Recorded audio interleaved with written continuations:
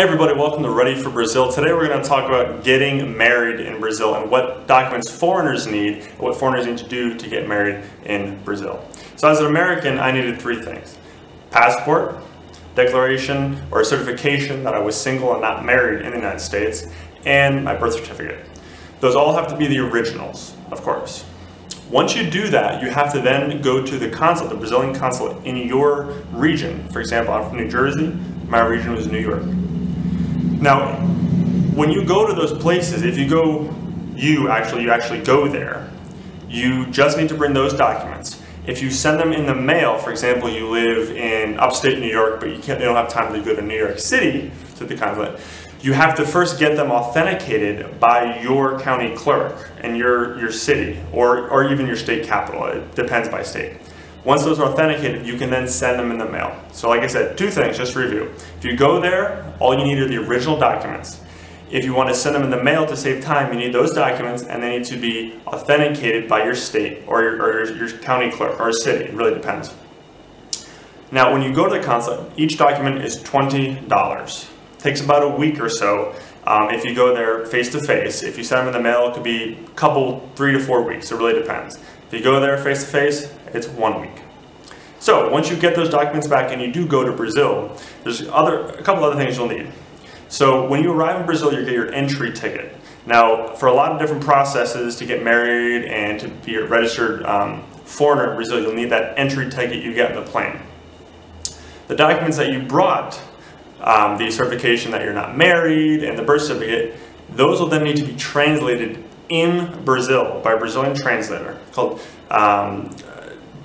what's it called? In Portuguese, tradução juramentada. Juramentada. So it's a little bit expensive. Mine were, I believe, 120 real, or more, right? So then that takes about a week. So when you get here, then send those documents to the translator. They will then send it back, right? You guys should email or PDF in most cases. They'll then send it back, right?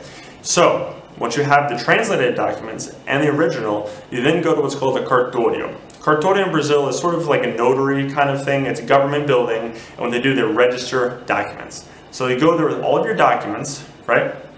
And those documents will then be registered. Yes, it's a little bit more money. I believe mine were $120. So you have the fee for the $20 fee per document at the consulate.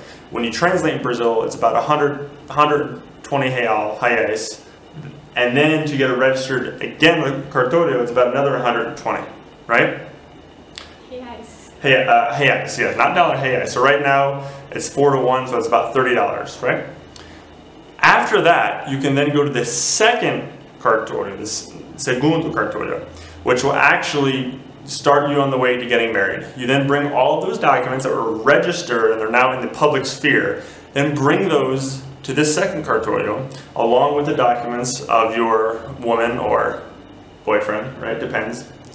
Her documents, she'll need her, what will you need? RG, CPF, all of her documents, her birth certificate, right? Yeah, and my birth certificate. Okay, so all of those documents, both yours and your significant others, their documents will then be entered there.